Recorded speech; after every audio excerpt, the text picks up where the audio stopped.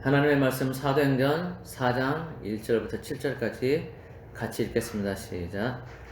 사도들이 백성에게 말할 때 제사장들과 성전 맡은 자와 사두개인들이 이르러 예수 안에 죽은 자의 부활이 있다고 백성을 가르치고 전함을 싫어하여 그들을 잡음에 날이 이미 저물었으므로 이튿날까지 가두었으나 말씀을 들은 사람 중에 믿는 자가 많으니 남자의 수가 약 5천이나 되었더라. 이튿날 관리들과 장로들과 서기관들이 예루살렘에 모였는데 대제사장 안나스와 가야바와 요한과 알렉산더와 및 대제사장의 문중이 다 참여하여 사도들 가운데 세우고 묻되 너희가 무슨 권세와 누구의 이름으로 이 일을 행하였느냐. 아멘. 네, 오늘 말씀의 제목은 거짓 교리, 거짓 복음, 거짓 교리, 거짓 복음, 이 제목을 보겠습니다. 사도행전 쭉 이제 이어져 오고 있는데 오늘 내용은 나면서부터 못 걷게 된 사람을 베드로와 요한이 예수님의 이름으로 일어나 걷게 한 뒤에 이제 그 마지막 부분쯤에 해당되는 이제 그런 이야기입니다. 오늘 5절, 6절 말씀을 보면 사내들인 공회 의원들 비롯한 종교 지도자들이 베드로와 요한에 대하여 종교 재판하는 그런 내용이 나옵니다. 그러면서 질문을 하죠. 질문. 7절에 보면 너희가 무슨 권세와 누구의 이름으로 이 일을 행하였느냐라고 질문합니다.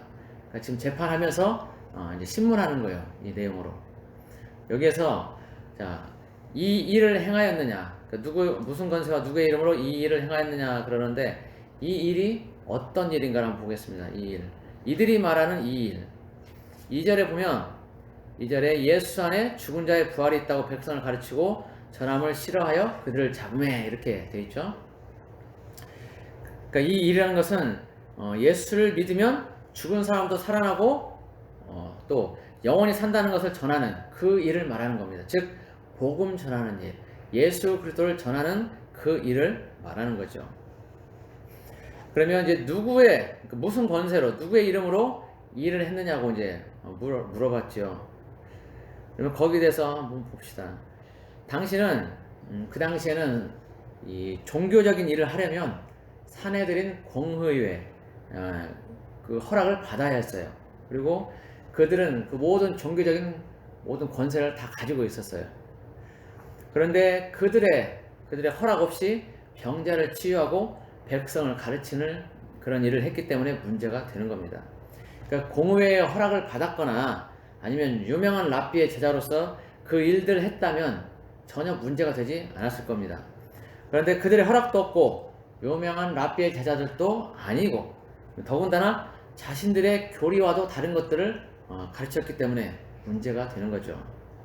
그러면 이들이 말하는 가르치는 교리는 어떤 건가? 뭐가 다른 교리일까? 이들이 말하는 교리에 대해서 보면 1절에 보면은 제사장들이 나오고 성전 맡은 자가 나오고 사두개인들이 나옵니다. 그 중에서 특별히 사두개인들에게 주목할 필요가 있어요. 사두개인들. 이 사두개인들이 공의회 의원들의 많은 수를 차지하고 있어요. 그런데 사두개인들이 주장하는 것들, 그들의 교리가 뭐냐면 이 마태복음 22장 23절에 보면 부활이 없다는 사두개인들이 그날 예수께 와서 물어 이르되 이렇게 나와 있어요. 사두개인들이 부활이 없다라고 말한다는 거죠. 또 사도행전 23장 8절에 보면 이는 사두개인들은 부활도 없고 천사도 없고 영도 없다 하고 바리새인은 다 있다 함이라. 즉 사두개인들의 이 특징은 두 성경을 통해서 볼 때 부활이 없다라고 말한다는 거예요. 부활이 없다. 그리고 특별히 또 천사도 없고 영도 없다 이렇게 주장을 한다는 거죠.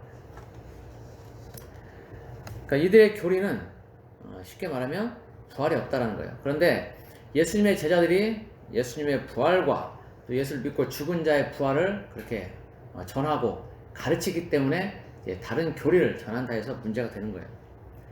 종교 지도자는 주로 사두개인들이 하고 있었는데 그들이 베드로와 요한을 잡아들인 거예요. 그래서 이들은 종교 지도자들로서 예수님을 죽인 자들입니다. 실제적으로 모의해서 죽인 자들이에요.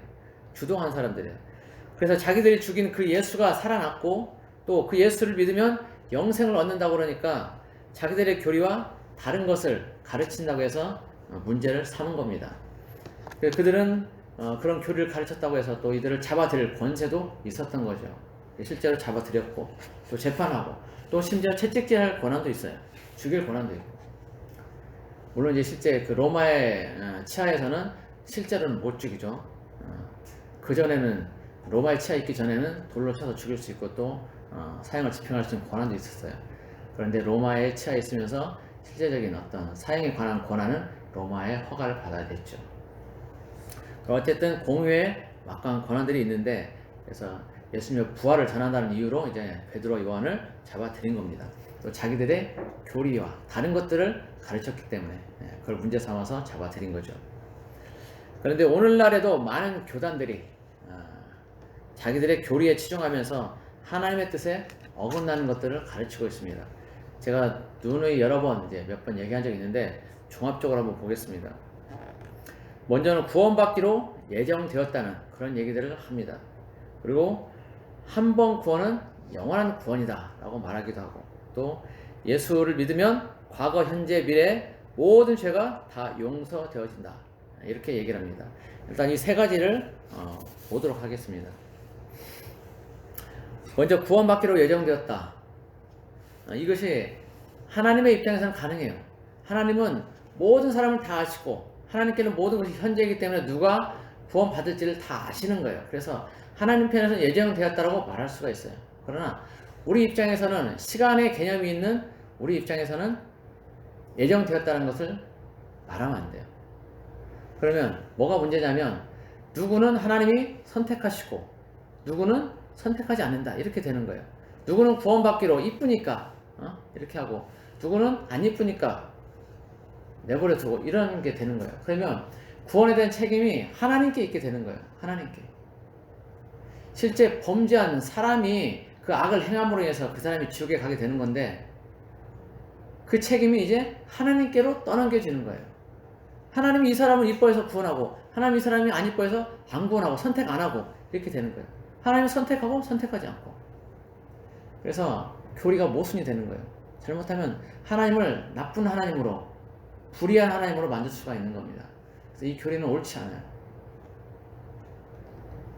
하나님은 공평하신 하나님이에요.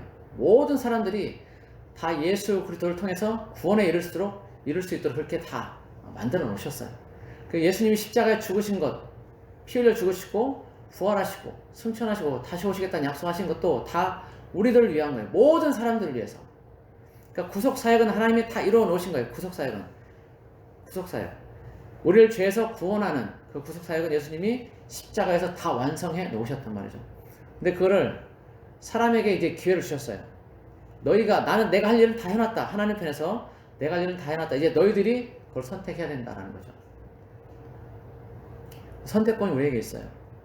하나님이 태초에 아담과 하와를 만드시고 에덴 동산을 만드시고 그 동산 중앙에 생명나무 실과 생명나무와 또 선악 그걸 알게 하는 나무 그 나무를 뒀어요. 선악과를 내는 그 나무를 뒀는데 이거를 따먹을 수 있는 자유는 그들에게 있었어요.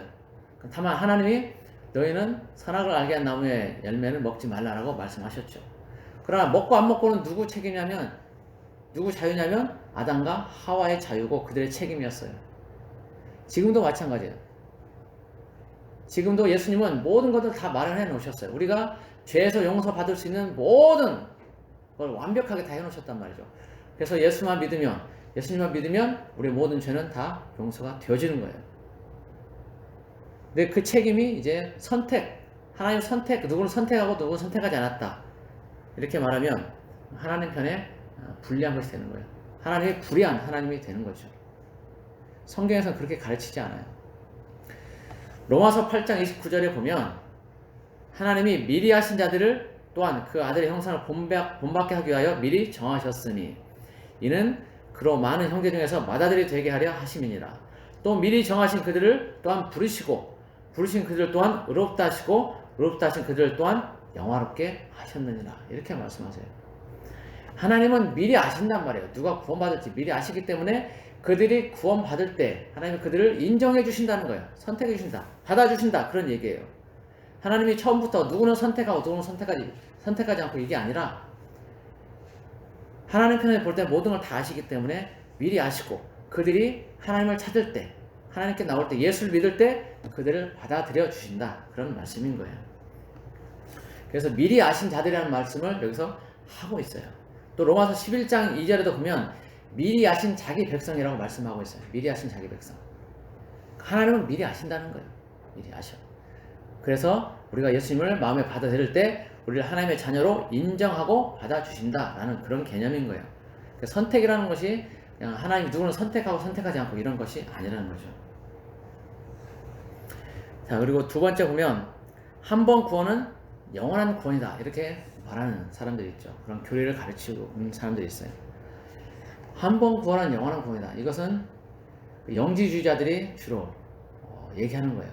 영이 중요하고 육은 별로 중요하지 않다. 그래서 영지주의라고 얘기를 하는데 그 영이 중요한 예수님을 믿을 때 우리 영이 구원받았다는 거예요.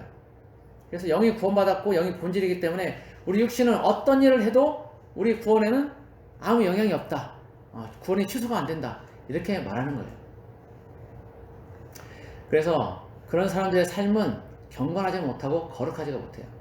하루하루를 우리는 정말 주님을 닮아가는 그런 삶으로 살아가야 되는데 우리 영이 구원받았으니까 우리 육체는 아무렇게나 살아도 돼 라고 하면서 온갖 악한 일들을 하면서 살아가는 거예요. 그렇게 되면 그 사람의 삶은 예수님과는 전혀 상관없는 그런 삶이 될 수 있어요. 날마다 범죄하며 사는 거예요. 영이 구원받았으니까 나는 아무렇게나 살아도 돼. 어떻게 살아도 나는 구원받아. 이렇게 생각하며 사는 거죠.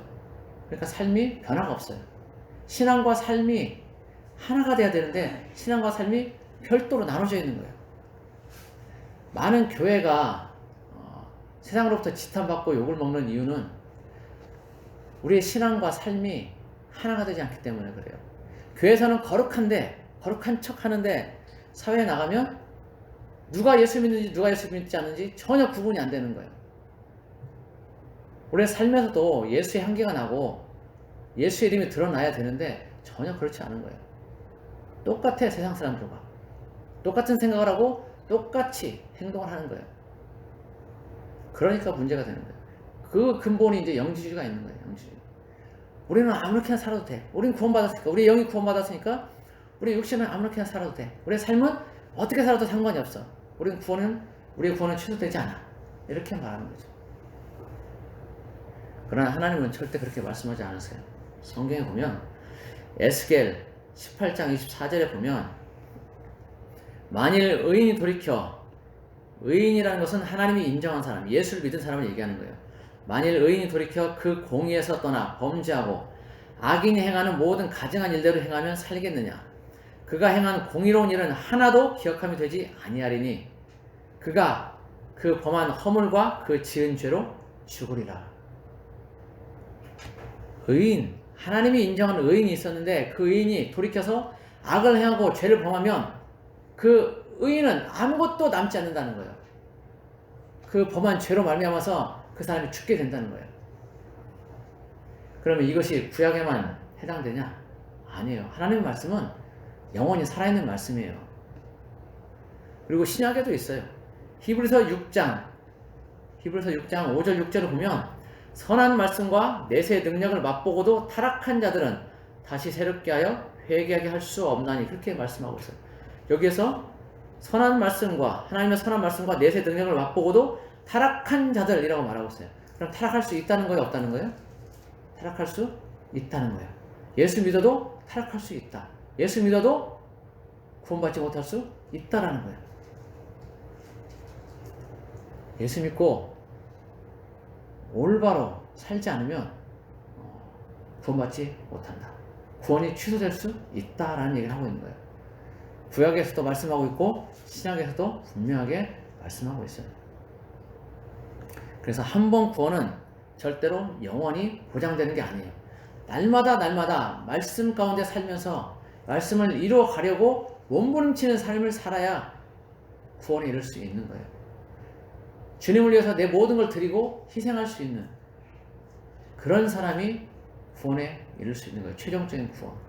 그래서 우리의 구원은 날마다 구원을 이루어 간다라고 말하는 게 맞아요. 날마다 구원을 이루어 간다. 내가 오늘은 구원 받았어. 예수님 믿고 구원 받았는데 내일은 내가 악을 행하면 나의 구원은 취소되는 거예요. 물론 하나님이 기회를 주시지. 회개하고 돌이킬 수 있는 기회를 주세요. 바로 내가 뭐 지금 범죄했다고 해서 하나님 나를 당장 쳐서 죽게 만드나 그러진 않아요.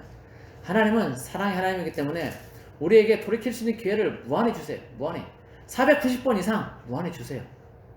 그리고 돌이키길 원하세요. 그런데도 불구하고 돌이키지 않고 그 사람이 나는 예수가 필요 없어, 나는 예수 없어서 잘 살 수 있어 라고 입으로 선포하고 그렇게 삶을 산다면 그 사람은 정말 이제 돌이키지 못하게 되는 거예요. 사단이 그 사람을 꽉 잡고 있기 때문에 그 사람은 돌이키지 못해요. 그런 사람을 제외하고는 회개하면 하나님이 언제나 받아주세요. 그리고 다시 하나님 나라의 백성으로 삼아주십니다. 그래서 날마다 구원을 이루어 가야 돼요. 하루를 마무리할 때 내가 혹시 하나님 앞에 범죄한 것은 없는지, 입으로 다른 사람 뒤에 험담하고 비판하고 판단하고 이런 것들, 아니면 악을 행한 다른 일들은 없는지, 미워한 일은 없는지, 이런 것들을 돌이켜 봐야 된다는 거예요. 그리고 그런 잘못들이 있다면 반드시 하나님 앞에 회개하고 하루를 마감하는 그런 게 필요해요. 그래야 우리의 삶이 정결하게 갈 수가 있는 거예요. 죄는 그때그때 생각날 때 회개하지 않으면 나중에 생각이 안 날 수도 있어요. 그러면 그 죄가 나를 발목을 잡아서 내가 천국에 가지 못할 수도 있는 거예요. 그러니까 생각나는 죄는 모두 그때그때 회개하는 게 좋아요. 그리고 하루를 마감할 때도 하나님, 제가 하나님께 범죄한 일, 사람들 앞에서 혹시 잘못한 일 있으면 알게 해주십시오, 깨닫게 해주십시오 라고 기도하고 그렇게 모든 것들을 하루 처리하고 나가야 돼요. 그래야 우리의 구원이 보다 더 안전하게 되는 거예요. 구원은 결코 쉽지 않아요. 어떤 사람들이 말하는 것처럼 그냥 예수만 믿으면 구원 받는다? 그렇지 않아요. 구원은 쉽지 않아요. 절대로. 예수님이 가신 그 길을 따라가는 게 구원이에요. 자기 십자가를 지고 예수님이 가신 그 길을 따라가는 게 그게 구원이라는 거예요. 예수님처럼 채찍 맞고 다른 사람들 위해서 내 가진 모든 것들을 내어놓고 그렇게 살아야 되는 거예요. 내 것 가지고 있다고 해서 아등바등 내 것만 주장하고 그렇게 살면 절대 온전한 구원에 이르지 못해요. 어쩌면 부끄러운 구원은 이룰 수 있지. 부끄러운 구원. 예수를 믿는다 하니까. 그러나 그 삶에서 예수가 없는데 무슨 구원이 있겠어요. 십자가의 길이 없는데. 그래서 구원은 결코 쉽지 않다는 걸 알아야 돼요. 말로는 그렇지. 말로는 예수만 믿으면 구원 받는다. 그러나 실제로는 십자가의 길을 가야 된다. 그것이 진정한 구원이다. 이것을 알아야 돼요. 그래서 한 번 구원은 절대 영원한 구원이 될 수 없다. 자, 그리고 예수 믿으면 과거, 현재, 미래 모든 죄가 다 용서되어진다라고 말하는 사람들이 있어요. 저도 처음 고등학교 때부터 교회를 다녔는데 그때 그 교회 전도사님을 통해서 들었던 얘기가 그래요. 우리가 예수님을 믿으면 우리의 과거, 현재, 미래 모든 죄는 다 용서되어진다. 근데 아무리 성경을 봐도 그런 내용이 없어요. 나중에 아무리 성경을 읽어봐도 그런 내용이 없는 거예요. 그리고 이런 말은 성경과도 맞지 않아요. 성경적인 가르침과도 맞지 않아요. 자, 만약 우리의 모든 죄가 과거, 현재, 미래 모든 죄가 다 용서되어졌다면 우리가 죄를 짓고 회개할 필요가 없는 거예요. 요한일서 1장 9장 말씀은 성경에서 빼버려야 돼. 아니 미래의 죄까지 다 용서되어졌는데 뭐하러 우리가 범죄하고 또 회개를 해요? 필요 없지. 다 용서되어졌는데 모순인 거예요. 모순.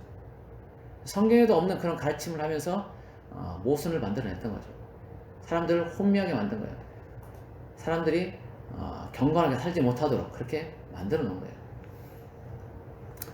로마서 3장 25절에 보면 이 예수를 하나님이 그의 피로써 믿음으로 말미암는 화목제물로 세우셨으니 이는 하나님께서 길이 참으시는 중에 전에 지은 죄를 간과하심으로 자기 의로우심을 나타내려 하심이니 그렇게 말씀하고 있어요. 로마서 3장 24절 25절 그 말씀 보면 전에 지은 죄를 간과하심으로 그렇게 되어 있어요. 자기 의로우심을 나타내려 하심이니. 또 그 앞에 하나님이 길이 참으시는 중에 이렇게 말씀하고 있고, 그리고 그 앞에는 예수님을 화목제물로 세우셨다라고 말씀하고 있어요.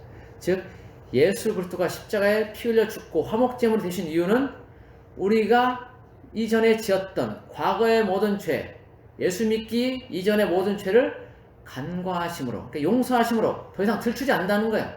신경 쓰지 않는다는 거야. 그를 다 무마하심으로 하나님의 의로우심을 나타내라 하신다. 이렇게 말씀하고 있어요. 그러니까 우리가 예수 믿을 때 용서되어지는 죄는 과거의 죄. 예수 믿기 전에 과거의 죄만 용서가 되어지는 거예요. 그래서 우리가 예수 믿고 난 이후에는 죄를 짓거나 그러면 반드시 그를 회개해야 돼요. 하나님, 제가 이러이러한 죄를 지었습니다. 용서해 주십시오라고 회개하고 그 죄에서 돌이켜야 되는 거예요. 그리고 그 죄를 안 지으려고 다시 그 죄를 안 지기 위해서 몸부림쳐야 돼요. 그런데 같은 죄를 또 반복하게 되죠. 남 험담하지 않으려고 이렇게 잘못했습니다 해놓고 또 험담한단 말이에요. 입에서 또 불평 불면 또 나와. 우리 삶이 그래요. 같은 죄를 또 반복하게 돼 있어요. 안 하려고 몸부림치지만 또 하게 돼 있다니까. 그래서 하나님이 그 말씀을 주신 거예요. 우리 죄를 자복하면 그는 미쁘시고 오르고사 우리 죄를 사하시며 그랬어요. 매일 매순간 범죄할 때마다 죄를 자백하기만 하면 되는 거예요. 하나님 용서해 주십시오. 제가 이런 죄를 지었습니다 라고 내 죄를 하나님 앞에 시인하면 하나님이 용서해 주신다는 거죠. 그렇다고 해서 그 용서되어진다는 걸 믿고 의도적으로 죄를 지으면 안 되죠. 물론 예수 믿는 사람은 그렇지 않죠. 의도적으로 죄를 지은 사람은 없어요. 예수 믿고 난 뒤에는 어떤 유혹에 이끌려서 그렇게 할지는 몰라도. 그래서 어쨌든 우리가 예수 믿으면 용서되어지는 죄는 과거의 죄다. 예수 믿기 이전의 과거의 죄다. 그리고 그 이후의 죄는 요한일서 1장 9절 말씀 따라서 날마다 죄를 자복하고 회개하고 나가야 된다라는 겁니다. 이렇게 해서 이 세 가지를 봤는데 구원받기로 예정되었다. 또 한 번 구원은 영원한 구원이다. 예수 믿으면 과거, 현재, 미래 모든 죄가 용서되어진다. 이런 것들은 옳지 않다는 거예요. 그리고 아까 그 첫 번째 구원받기로 뭐 예정되었다, 선택되었다 이런 얘기는 예정되었다는 말 속에 성경에 보면 예정되었다, 선택되었다 이런 말이 나오는데 그 안에는 이렇게 생략된 얘기가 있어요. 생략된. 자, 우리가 재림이라고 할 때는 앞에 생략된 게 있죠. 뭐가 생략됐냐면 예수님의 재림. 근데 우리는 그냥 흔히 재림 이렇게 말하거든요. 그러면 그 안에 생략된 게 있어요. 그런 것처럼 이 선택되었다, 예정되었다 이 말 안에는 하나님이 미리 아셨다라는, 그리고 부르셨다는 그런 것들이 거기에 생략이 되어 있는 거예요. 미리 아셨다는 부분, 하나님이 미리 아셨다 이런 부분들이 생략되어 있는 거죠. 그런데 그걸 간과하고 그냥 무조건 하나님이 선택하셨다라고만 그렇게 얘기하면 문제가 되는 거죠. 자, 어쨌든 절대로 구원은 예정되어 있지도 않고 지금 예수 믿었다고 해서 그 구원이 무슨 짓을 해도 영원히 보장되는 것도 아닙니다. 그리고 우리가 예수 믿으면 미래의 모든 죄까지 다 용서되어지는 것도 아닙니다. 하루하루를 에녹처럼 하나님과 동행하지 않으면 우리의 구원은 결코 안전을 보장받지 못합니다. 그래서 거짓 교리, 거짓 복음에 속지 마시기 바랍니다. 교리보다 중요한 것이 성경이에요. 성경 말씀. 그래서 우리는 성경 말씀에 치중을 해야 됩니다. 거기에 집중을 해야 돼요. 예수님 당시의 종교 지도자들도 하나님의 말씀보다는 자기들이 만든 그 교리를 가지고 백성들을 가르치고 그것이 옳다라고 그렇게 믿었었습니다. 그래서 사두개인들은 예수님의 제자들이 예수님의 부활과 죽은 자의 부활을 전하는 것을 못마땅히 했고 가르치지 못하게 했던 겁니다. 구약 성경에도 분명하게 죽은 자가 다시 살아나는 것과 또 영생에 관한 것들이 나옵니다. 언급이 돼 있어요. 에녹은 죽지 않고 올리어져 갔죠. 그리고 엘리야도 그렇죠. 이들은 영생을 우리가 영생할 수 있다는 것들을 보여주는 예표예요. 그리고 휴거가 있게 될 거라는 것도 예표이고, 어쨌든 에녹과 엘리야는 영생의 그런 본을 보여줬어요. 그리고 또 성경에 보면 죽었다가 살아난 사람들이 있지요. 구약에도 있고 신약에도 있고. 열왕기하 4장에 보면 수넴 여인의 아들이 있는데 그 아들이 죽습니다. 그리고 그 아들을 엘리사가 살려내는 그런 일들이 있습니다. 그런 일이 있고, 또 신약에는 우리가 잘 아는 것처럼 나사로 죽은 지 나흘 만에 예수님이 살려내시죠.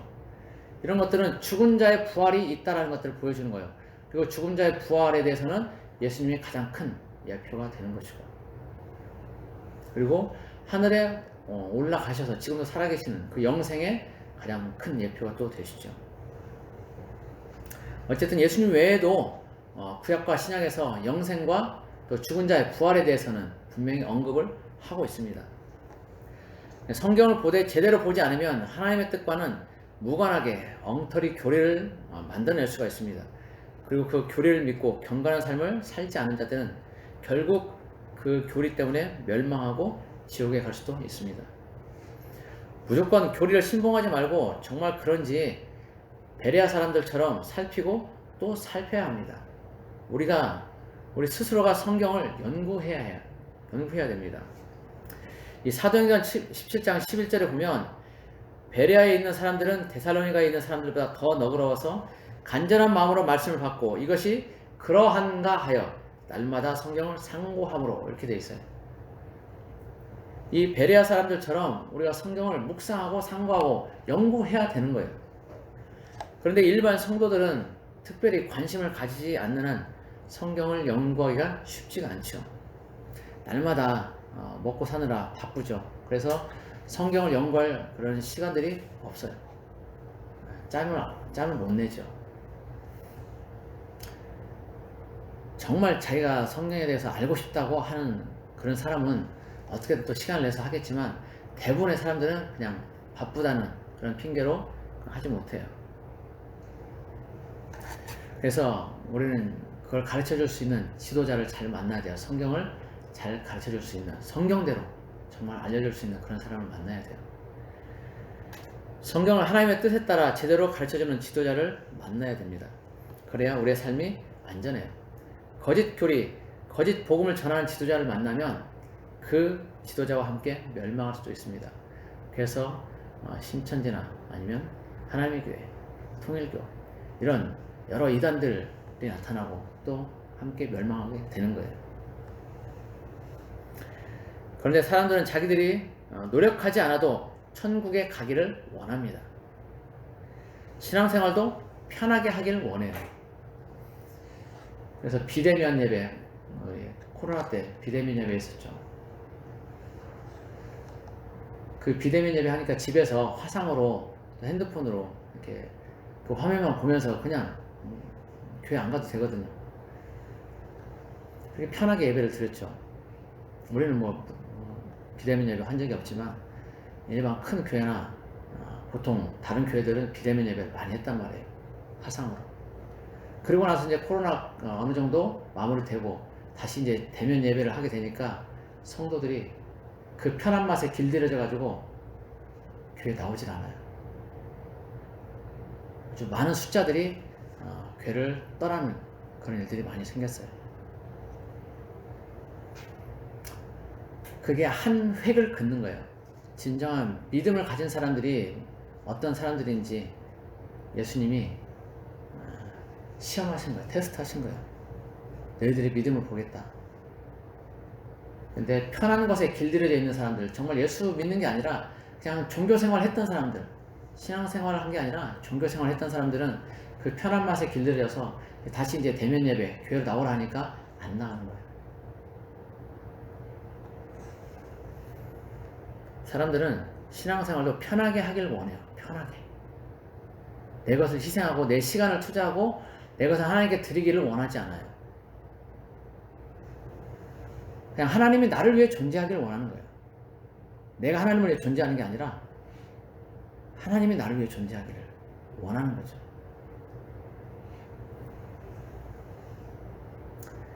그래서 내가 편하고 내가 믿고 싶은 거짓 복음을 들으면 귀가 솔깃하고 그 유혹에 쉽게 넘어가서 그것을 믿게 되는 겁니다. 그러나 내가 편하자고 거짓 복음을 믿게 되면 어쩌면 천국은 나와는 영영 멀어질 수도 있습니다. 부디 좋은 지도자를 만나고 성경을 깊이 연구해서 안전한 신앙생활하고 믿음을 지켜나가는 우리 모두가 되기를 예수 그리스도의 이름으로 축복합니다. 기도하겠습니다. 고마우신 하나님 아버지, 우리는 살면서 신앙생활하면서 여러 가지 잘못된 그런 얘기들 많이 듣습니다. 구원받기로 예정되었다는 얘기도 듣고 한 번 구원은 영원한 구원이다라는 그런 얘기도 듣습니다. 그리고 예수 믿으면 우리의 과거, 현재, 미래 모든 죄가 다 용서되진다는 그런 얘기도 듣습니다. 그러나 주님은 그렇게 말씀하지 않으셨고 성경에서도 그렇게 말씀하고 있지 않습니다. 하나님, 우리가 거짓된 것들을 잘 분별하길 원합니다. 성경을 묵상하고 연구하고 그렇게 하면서 올바른 말씀을 가지고 모든 것들을 잘 판단하길 원합니다. 잘 분별하길 원합니다. 하나님, 지혜를 주시고 말씀을 읽고 묵상하고 상고하는 그런 시간들을 낼 수 있도록 하나님 우리에게 열심을 주시옵소서. 그리고 좋은 지도자를 만나서 그런 말씀들을 잘 분별하고 나갈 수 있도록 도와주시길 원합니다. 하나님, 마지막 때 주님 오시를 그때가 가까움을 보는 이 즈음에 우리가 올바로 깨어서 올바로 분별하며 믿음을 잘 지켜나갈 수 있도록 도와주옵소서. 우리 모든 성도들 주님께서 지켜주시고 모든 가족들 주님께서 지켜주시길 원합니다. 주님 오시는 그날까지 날마다 구원을 이루어가는 안전한 구원을 이루어가는 우리 모두가 되도록 주님 도와주옵소서. 감사합니다. 예수 그리스도 이름으로 기도드립니다. 아멘.